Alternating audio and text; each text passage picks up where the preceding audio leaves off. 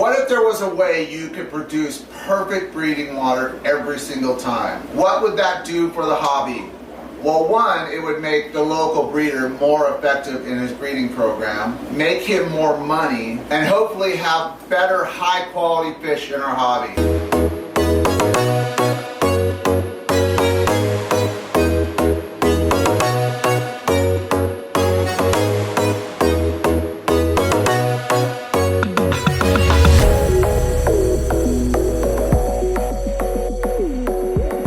This is not a video to tell you how to create this water yet, because I've been working on the formula for about 6 months and I was having great success. I probably produced over 2,000 fish on this procedure I do. But to me it really wasn't a for sure thing unless I could prove. So what I did for the last 2 months is I took all my fish off that water and tried to create water the old way, with buffers, with mixing tap water, with anything you could think of that's talked on the internet, how to create perfect breeding water, not only for discus, but for all fish. Well, about a week ago, I said, okay, 2 months. I basically had no spawns in this room. I was a little confused because prior to starting this, I had success in mixing tap water. But what I found is I didn't have real constant success or high success rate. And this procedure I'm using now, everything's exploded in my room. These discus are breeding. These discus spawn 4 times on the other water and no fry. My high quality German blue rams, I got those a couple months ago. You guys know about that. And I had a few spawns, no babies, no fry at all. You know, the thing is with this tank, obviously I had to catch them at an egg stage and pull them because you have angelfish and the turquoise rainbows. But the reason why I do this is I've learned hard lessons with rams. Rams need dithers or something that basically helps fish relax. It helps them to act more natural. And I find when it's just a tank full of rams, or even a male and female ram, they end up killing each other. And you get away with some pairs that aren't as aggressive, but most of the time they end up killing each other. So by doing this system here, what it does 2 things. One, it lets the rams relax because they're not so focused on each other. But 2, it helps breeding because they tend to go to their corners and protect those corners. Now when a ram is protecting its eggs, it tends to be more successful. But then to the owner to give them the correct water. Just like the discus, they need a certain water parameter. Now, I'm going to give you the water parameters. Now, if you can reach those water parameters, because it's not really about ppm or microsiemens, well it is, but really it's about conductivity. If you know anything about water, fresh water has low conductivity, salt water has high conductivity. That was the reason why I think it was failing, mixing tap water with RO water. Now, I know there's people that are against RO water, but I'm going to tell you right now, if you want to breed certain kinds of fish, you have to have an RO unit. Now, there's one on my website.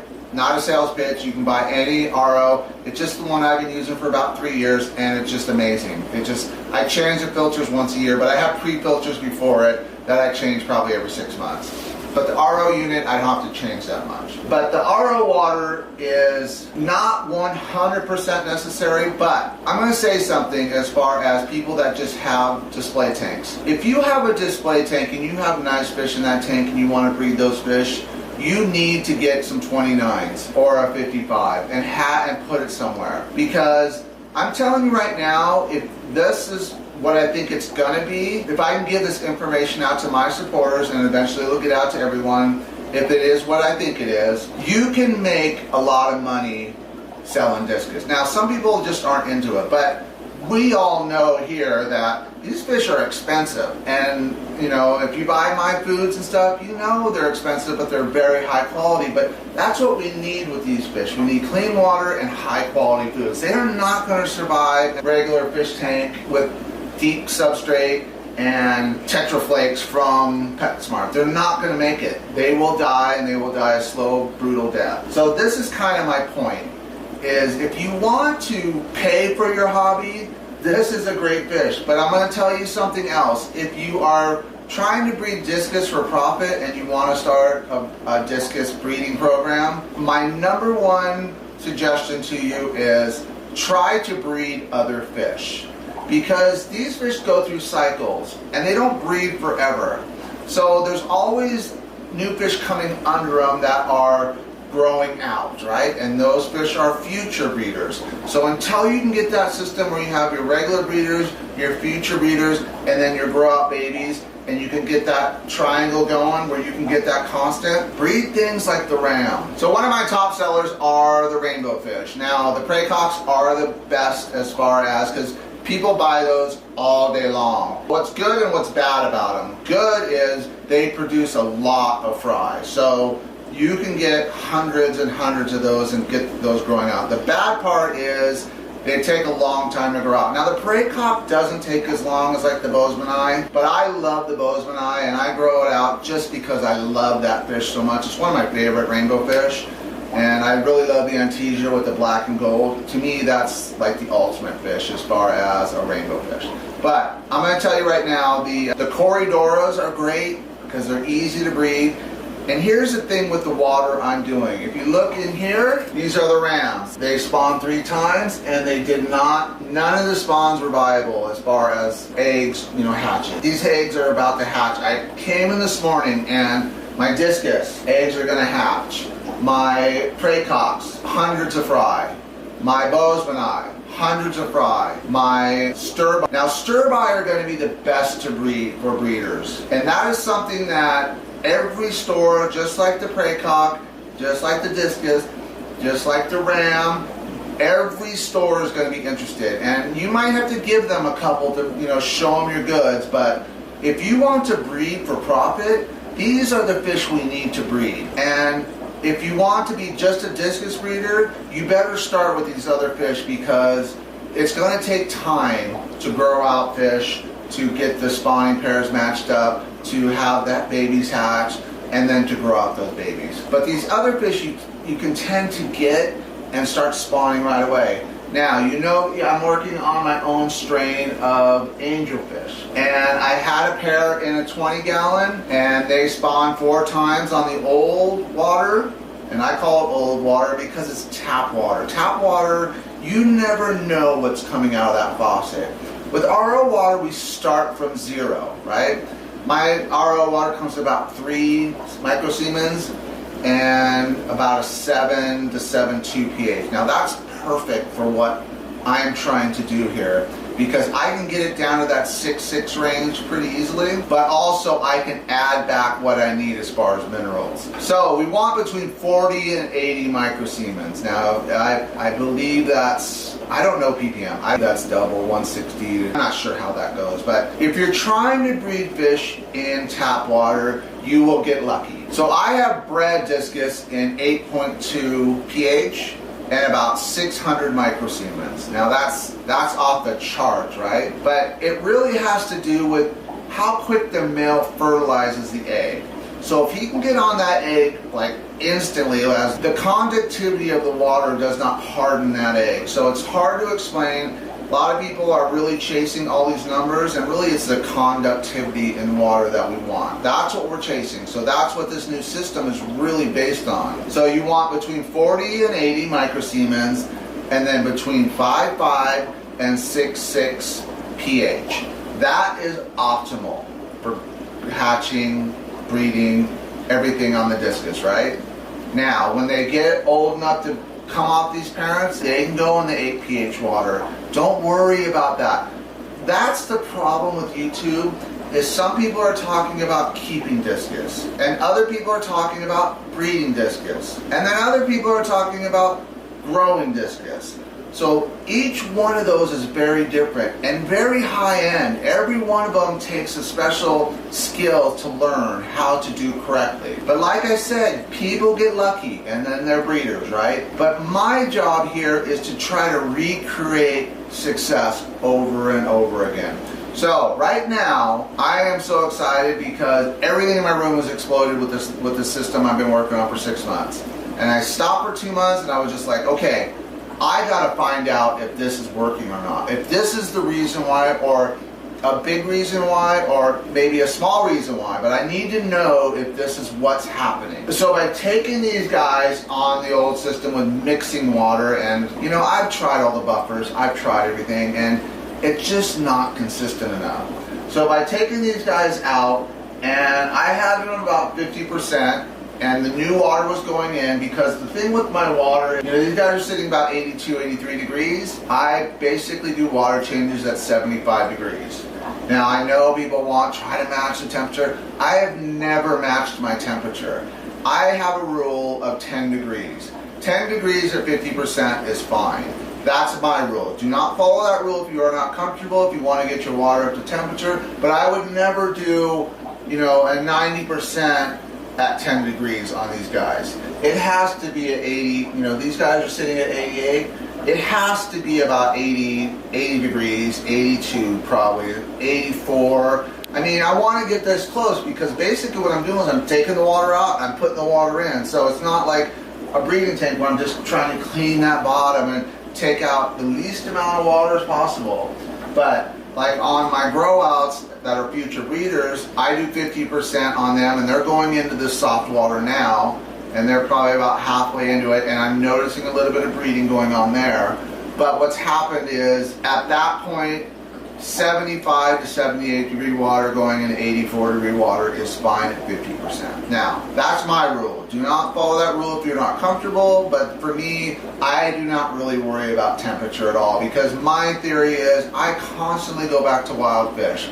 Wild fish in lakes, the water temperature drops from one point to another, 10 degrees, and they're doing that within seconds.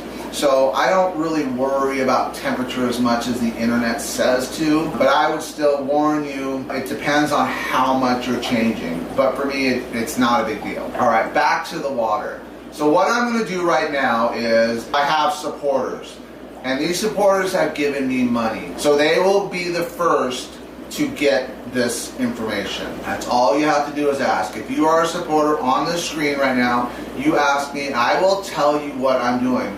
But it does not make sense for me to release it out to the world and then it doesn't work. These supporters have supported me by giving me money to do these kind of projects. Now, I would say I'm probably about a month or two out, but it's encouraging because these guys were spawning like crazy and giving me babies, and I've made a lot of money off these, off of fish stores and stuff like that. And yes, I'm not shipping fish yet just because I am so booked out. Today I had a day off, and I wasn't even planning on making this video, but my last video I wasn't excited. This video I'm excited. So for me to turn on the camera and talk about this is something that I don't even have to really write a script for or come up with an idea. It's just something that, oh, this has got to get out there to the people that really support me. Now, your subscribers. If you're not a subscriber, I suggest you subscribe, because that's something I will be releasing to the public soon. Hopefully by midsummer. But also what might happen is I might find something that's not quite right with it, or one of my supporters might get back to me and say, hey, this isn't working for me, what's going on? And then we can work out the details. So that's kind of why I started Sheller Supporters, because I wanted people that I could turn to. And, you know, because for me, I get caught in this bubble. This is me. I'm working all day in this bubble.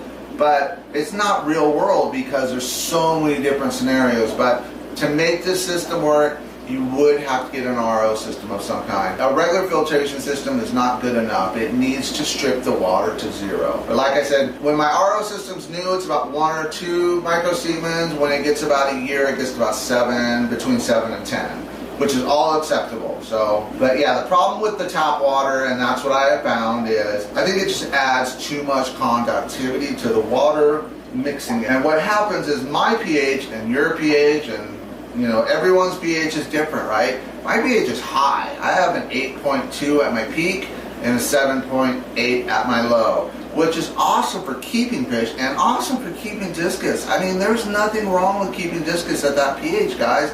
Nothing at all. They thrive, right? They thrive. My wilds, I bring them in, I get them in that soft water, and I slowly convert them to that top water, and they do just fine. It's really about the food and the water treatment, making sure your water is clean. Now, you know, a good filtration good UV sterilizer, and water changes. If you just do those 3 things, now obviously if you do the first 2, the water changes can be less. You're gonna, you have to negotiate a little bit on that. So this is exciting because I wasn't gonna release this yet, but when I saw, if it was just these guys, I would say, oh yeah, okay, let's wait a little longer. But when I got the rams, I got the discus, I got all the rainbow fish, I got the stir-by corridoras, I got the angelfish. Within a day of switching over, well, a week I switched over, but within a day everybody's spawning. And I want to speak about that too. Fish spawn because of pressure changes, barometric pressure. So barometric pressure is something that you can actually get an app on your phone and check. And when that pressure goes up or down, that's when you get spawning. And it's just, that's the wild too. And it's basically season changes, but also storms. When a storm's coming in, that barometric pressure rises, and that's why fish spawn during storms, because of the pressure buildup. And for some reason, it just drives them nuts. And literally, I'll have a storm come through my area, and everything in my room will spawn. Now that doesn't mean everything hatches, because it has to be a certain water. But like I said, high pH, I've had discus spawn and live.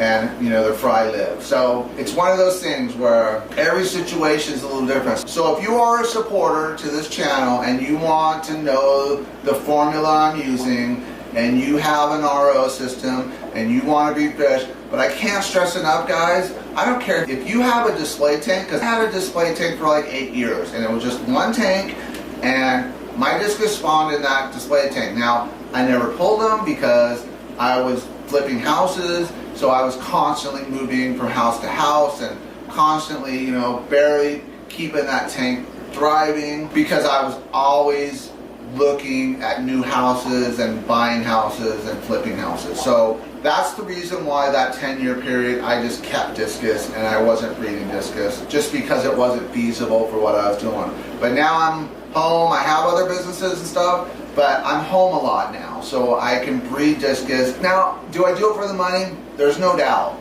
But really, I do it for the joy. I could just do this full time and be so happy. And the channel has been amazing because you guys reach out to me and you help me out a ton. And that's why I want to give back to my supporters. Now, even if you don't want to try it, or you don't have an RO system, or you're like, I only have one tank, my suggestion is think about buying some used tanks. Think about having a 55 and a 29. And you're asking, why specifically those two? So a 29 is great for breeding discus. But a 55, you can put a partition in, you can grow out 2 different spawns on both sides. Now remember, in the spawns, we want to keep them separated, we want to keep them tight.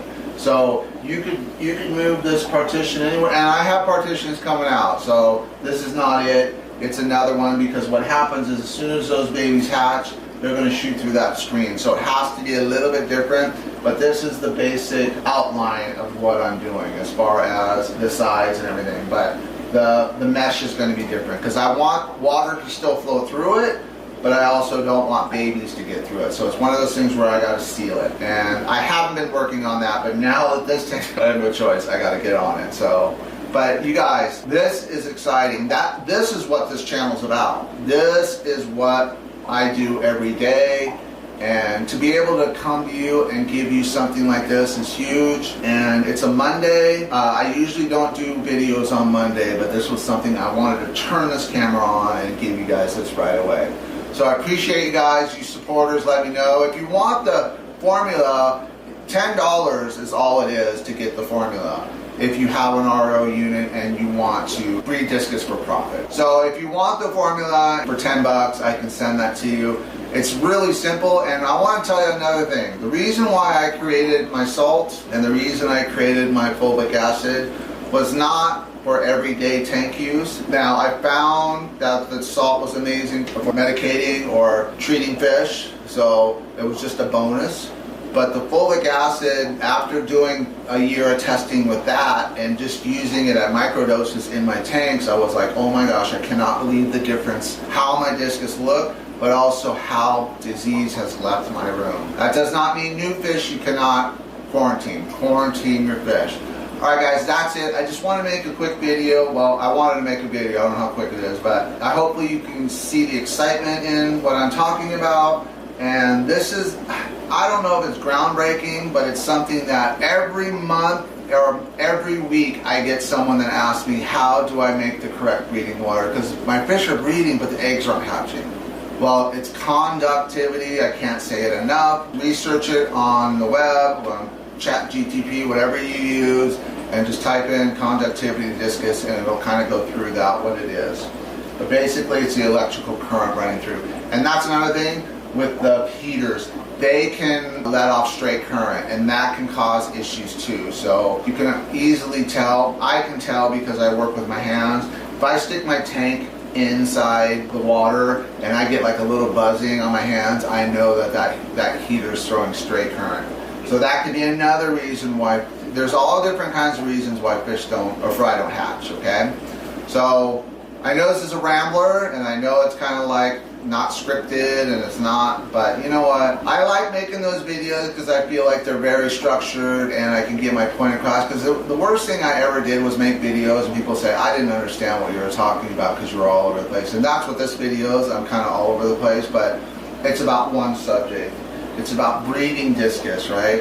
And making money. If you have one tank, think about getting 2 more tanks if you have discus, because I'm telling you, you can make $2,000 or $3,000 on one spawn. And that would help. I mean, go get you some discus and who knows where it goes. Alright guys, take care. I'll talk to you soon. Bye.